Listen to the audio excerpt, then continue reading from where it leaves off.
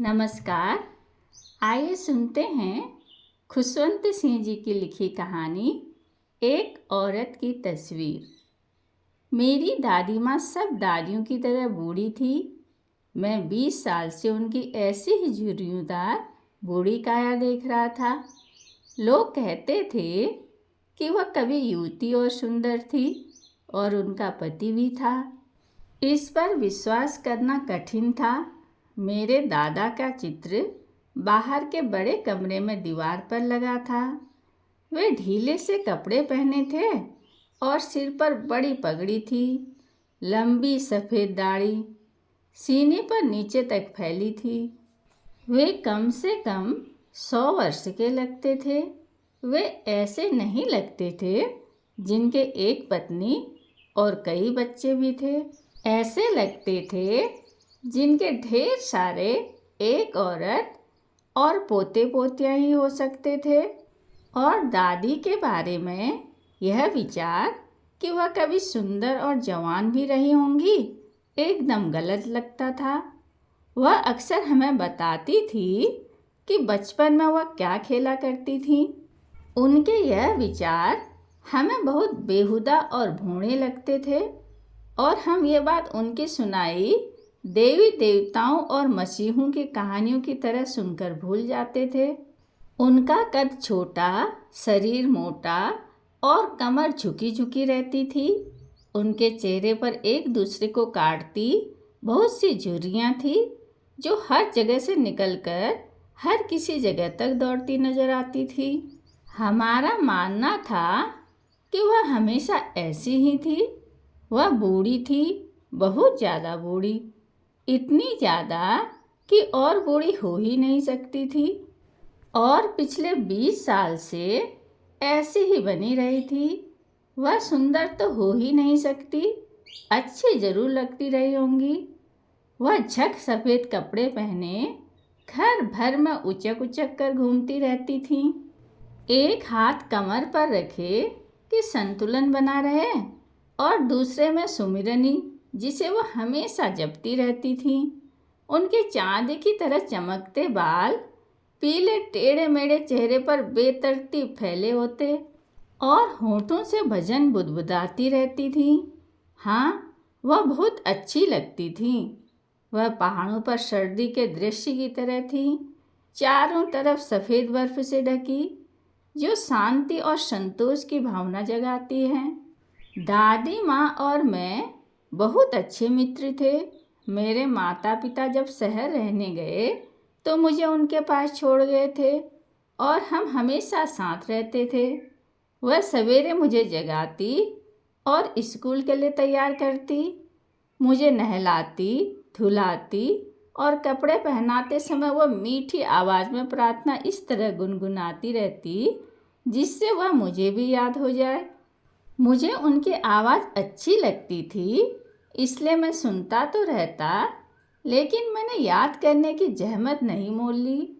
फिर वह मेरी लकड़ी की पट्टी लाती जिसे उसने पहले ही साफ करके और खड़िया से पोत कर रखा होता था, और सरकंडे की कलम और मिट्टी का बुतका सब एक थैले में रखकर मुझे पकड़ा देती। इसके बाद हम शाम की रखी बासी रोटी पर जरा सा घी और शक्कर चिपड़कर नाश्ता करते और स्कूल के लिए चल पड़ते। वह कुछ और बासी रोटियां साथ रखती जिन्हें वह रास्ते के कुत्तों को खिलाती चलती थी।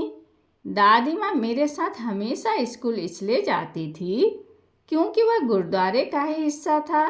ग्रंथी हमें वर्णमाला और सवेरे की प्रार्थना सिखाता था। हम बच्चे वरांडे में दोनों तरफ कतार बनाकर बैठ जाते और गाने के स्वर में वर्णमाला या प्रार्थना दोहराते रहते, और दादी माँ भीतर जाकर ग्रंथ साहब का पाठ करती। जब दोनों का काम पूरा हो जाता हम एक साथ वापस घर लौटते। इस दफ़ा गांव के कुत्ते गुरुद्वारे के दरवाजे पर हमें मिलते। वे हमारे पीछे चलते, दादी माँ द्वारा फेंकी जाने वाली रोटियों के लिए लड़ते झगड़ते घर तक आते। जब हमारे माता पिता शहर में आराम से रहने लगे तब उन्होंने हमें भी बुला भेजा। अब हमारी घनिष्ठता खत्म हो गई। दादी माँ का मेरे साथ स्कूल आना बंद हो गया। मैं बस से अंग्रेजी स्कूल जाने लगा।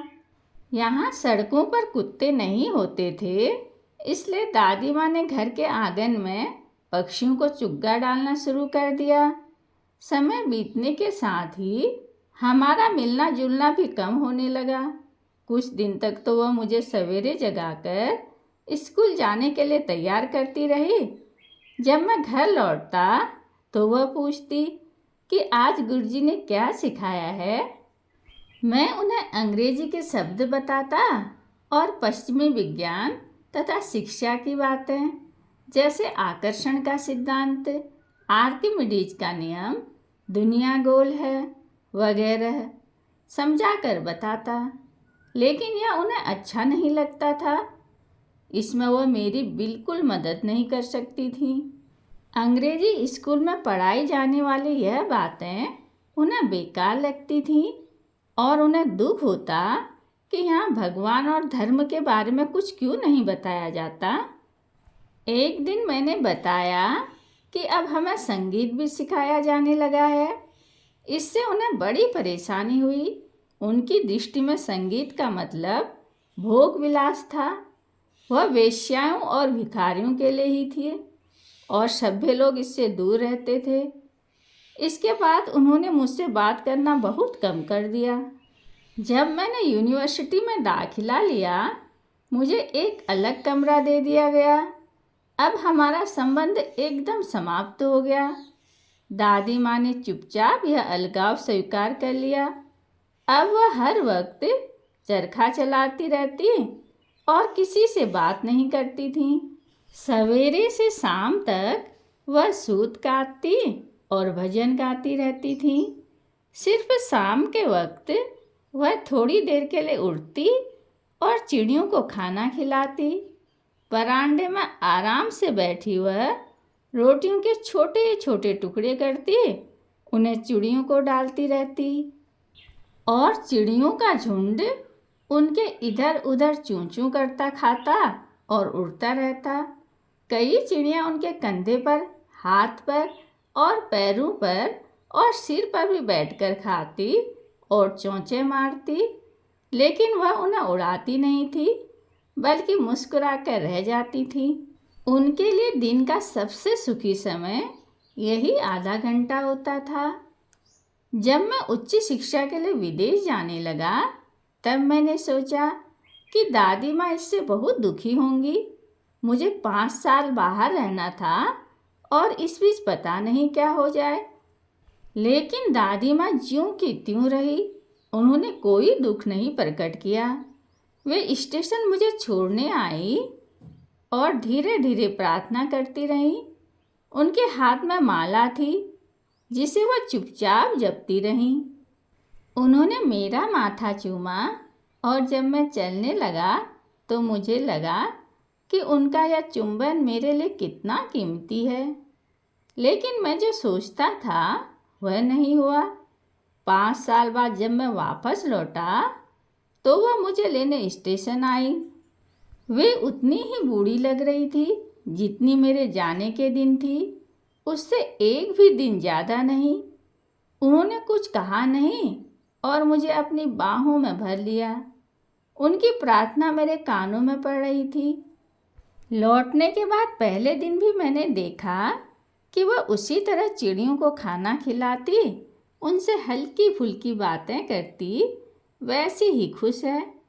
शाम को उनमें एक परिवर्तन दिखाई दिया। आज उन्होंने प्रार्थना नहीं की, अपने पड़ोस की औरतों को इकट्ठा किया, एक ढोलक ली और उसे बजा बजा कर जोर जोर से गाना शुरू किया। कई घंटे वह इसी पुरानी ढोलक पर गाती बजाती योद्धाओं की घर वापसी के गीत गाती रहीं। हमें उन्हें समझाकर रोकना पड़ा कि इससे उनका तनाव बढ़ेगा। मैंने पहली बार देखा कि उन्होंने हमेशा की तरह प्रार्थना नहीं की। दूसरे दिन सवेरे उन्हें बुखार चढ़ाया। डॉक्टर बुलाया गया तो उसने देखकर कहा कि कोई खास बात नहीं, बुखार उतर जाएगा। लेकिन दादी माँ ने कुछ और ही कहा। कहने लगी कि अब उनका अंत निकट है।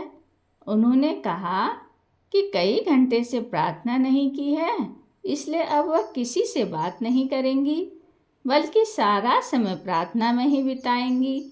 हमने इसका विरोध किया, लेकिन हमारी बातों को नज़रअंदाज करके वह शांतिपूर्वक खाट पर लेटी चुपचाप सुमिरनी फेरती प्रार्थना करती रहीं। हमारी उम्मीद से पहले ही उनके होंठ अचानक बंद हो गए, सुमिरनी हाथ से गिर पड़ी और आंखें बंद हो गई। उनका चेहरा हल्का पीला पड़ गया और हम समझ गए कि वह नहीं रही हैं।